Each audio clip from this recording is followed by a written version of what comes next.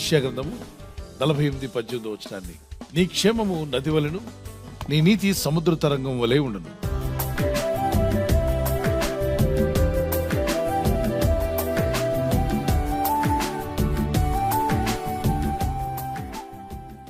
నది ప్రవహించినప్పుడు ఇప్పుడు మీరు గమనించారా, నది ప్రవాహం ఎలా ఉంటుంది?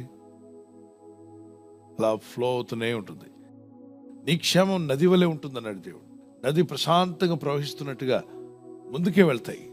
Reverse will go forward, will never reverse. River will never reverse. River అనేది ముందుకే వెళ్తుంది కానీ రివర్స్గా వెనక్కి తిరగదు. అవునా కాదా? రైట్. మీ క్షేమము ముందుకు వెళ్తూనే ఉంటుంది కానీ వెనక్కి రాదు. మీరు క్షేమంలో అభివృద్ధి పొందుకుంటూ మీరు ముందుకు వెళ్ళేవారుగా ఉందురు గాక. ఆమేన్. దేవుడు చెప్పిన వాగ్దానం ఇది. నీ క్షేమాన్ని ఎలా చేస్తాడు? నది వలె చేస్తాడు. గోదావరి నది ఎక్కడ ప్రారంభించబడింది? నాసిక్ అనేటువంటి మహారాష్ట్రలో స్టార్ట్ అవుతుంది. అక్కడ చాలా చిన్నగానే ఉంటుంది. మీరు ఇంకా లోపల కొండల్లోకి వెళ్తే సన్నగా చిన్నగా కనబడిన పిల్ల కాలవల్లా కనిపించేటువంటి వాగులు వంకలు అవి రాగా అది పెద్ద నదిగా మారి ప్రవహిస్తూ వెళ్తుంది తెలంగాణ మీద నుండి. ఆ తర్వాత నర్సాపూర్లో ఎందులో దూకుతుంది, సముద్రంలో దూకే దగ్గర మీరు చూడాలి. నది సముద్రం కలుస్తున్న దగ్గర ప్రవాహం ఏది నదో ఏది సముద్రం అర్థం కాదు మనకి. అంతగా నీరు పుష్కలంగా కనిపిస్తుంది. విశాలమైన ఒక పెద్ద ఇది ఒక హాఫ్ సముద్రంలా కనబడుతుంది. ఇంతగా అది ప్రవహిస్తూ వెళ్తుంది. నీ జీవితంలో చిన్నగా ప్రారంభించబడిన నీ క్షేమం ఏదో నాసిక్లో గోదావరి బయలుదేరినట్టు రాను రాను అది అధికమై విస్తారమైనటువంటి క్షేమంలో నువ్వు అడుగుపెట్టుదువుగాక. దేవుని వాక్యాలు అద్భుతమైనవి. దేవుడిచ్చిన వాగ్దానం ఎక్కడ పోల్చాడంటే ఆ పోలికలోనే గొప్ప ఆశీర్వాదం ఉంది.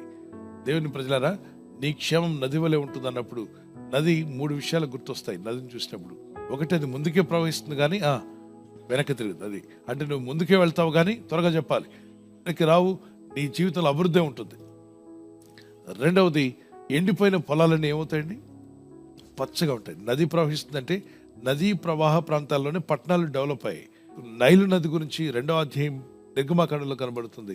ఐగుప్తు దేశానికి వెళ్తే ఐగుప్తు దేశంలో ఉన్న అన్ని పట్టణాలు అన్ని పల్లెలు నదీ ప్రవాహ ప్రాంతంలోనే ఉంటాయి. మిగిలిన ప్రాంతాల్లో ఉండవు. అంత ఎడారిలా ఉండొచ్చు, పొలాలు ఉండొచ్చు, రకరకాలుగా జరగవచ్చు, కానీ మనుషులు ఎక్కువగా ఉండే పట్టణాలన్నీ కూడా ఆ నది ప్రవహించే ప్రాంతంలోనే కట్టుకున్నారు. ఎందుకంటే నది దగ్గర మంచినీరు దొరుకుతుంది, తాగాల్సినంత నీరు. మనిషికి నీరు లేకుండా డెవలప్ కాలేడు, మనిషి ముందుకు వెళ్ళలేడు. కాబట్టి నీరు ఎప్పుడు మనిషికి మేలు కలుగు చేస్తుంది.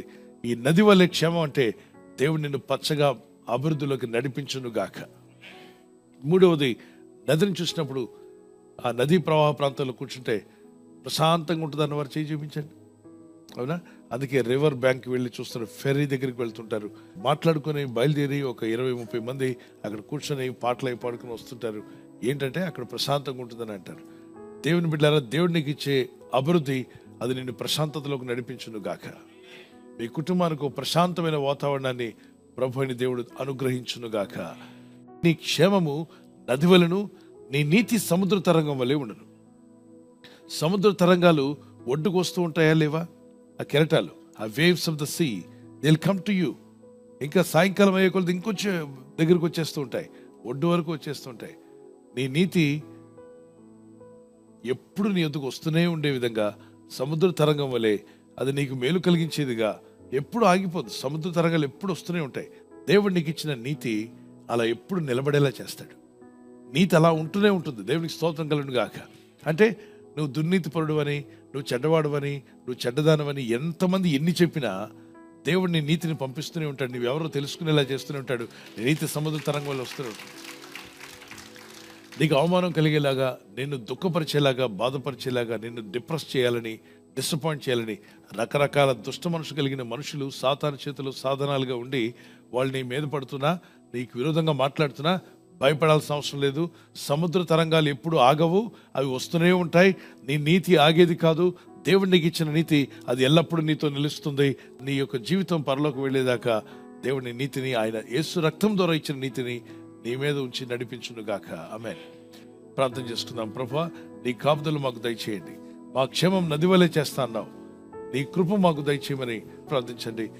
మనసారా ప్రార్థన చేద్దాం. నది వలె నా క్షేమం చేస్తా అన్నావు ప్రభువా. నా క్షేమం నది వలె ఉంటుందన్నావు. నా ఇంటికి క్షేమం కలుగును గాక, నా జీవితానికి క్షేమం దయచేయండి, క్షేమమైన స్థితి మాకు దయచేయండి. నీతి సముద్ర తరంగం వలె ఉంటుందన్నావు, సముద్ర తరంగం వలె మా నీతి ఉంటకు సహాయం దయచేయండి. ఈ ప్రజలు చేస్తున్న ప్రయత్నాలు ఫలింపచేయండి.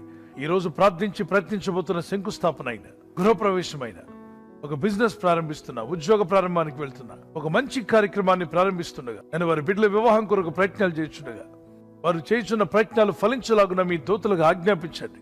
మీరు ఆజ్ఞాపిస్తే కార్యాలు జరుగుతానైనా ప్రభు, ఎవరైతే అనారోగ్యం, బలహీనత అనే అంధకారంలో వారి జీవితం ఉన్నదో అటువంటి వ్యాధి రోగాలను వెళ్ళగొట్టి ఈ వెలుగును ఉదయింపచేసి నీ గాయపడిన హస్తంతో వారి క్రిటికల్ సిచ్యువేషన్ నుండి, వ్యాధి రోగముల నుండి, రోగ పడకల నుండి వారిని లేవనెత్తి స్వస్థపరిచి నీ సాక్షిగా వారిని వాడుకోనైనా. ప్రయాణం చేసి బయటికి వెళ్తున్న వారు మళ్ళీ తిరిగి క్షేమంగా ఇళ్లకు వచ్చేందుకు సాయం దయచేయండి.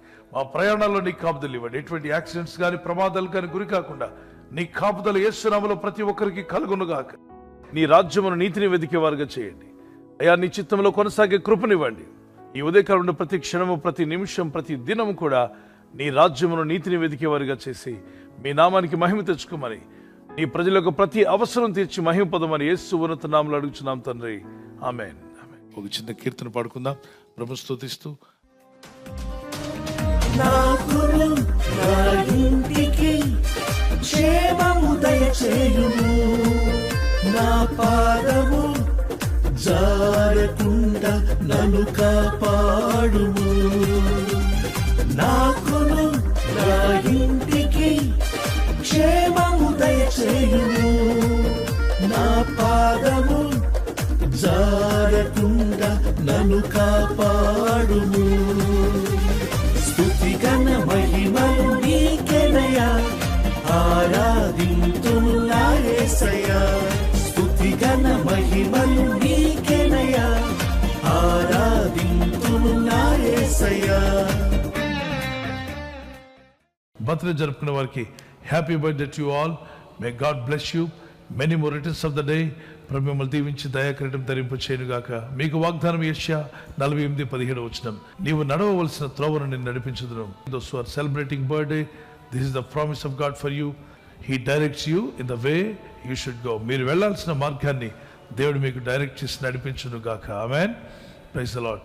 మరి వెడ్డింగ్ యానివర్సరీ జరుపుకునే happy anniversary. Many more returns of the day. God bless you. ప్రభు రాకడ ఆలస్యమైతే మీరు silver jubilee, golden jubilee, platinum జరుపుకునే కృప కూడా దేవుడు మీకు దయచేయునుగాక.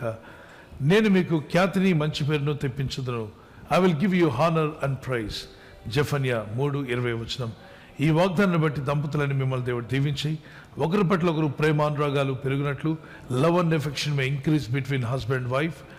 Nothing in the world can come with you but show your love and affection. It they will never forget. May God bless you. ఒకరి పట్ల ఒకరు సహనము, ప్రేమ కలిగి ఉండేవారుగా ప్రభు మీ కుటుంబాలను ఆదర్శ దంపతులుగా మార్చును గాక. ఆమేన్. God bless you. ఈ ఛానల్ మీరు సబ్స్క్రైబ్ చేసుకోవడం వలన 2 పనులు జరుగుతున్నాయి.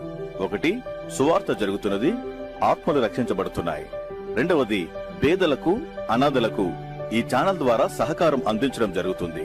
మనం సబ్స్క్రైబ్ చేసుకోవడం వలన అందరికీ సహాయం చేసిన వారమవుతున్నాం. ఖచ్చితంగా ఈ యూట్యూబ్ ఛానల్ ను సబ్స్క్రైబ్ చేసుకొని బెల్ బటన్ ను క్లిక్ చేయండి.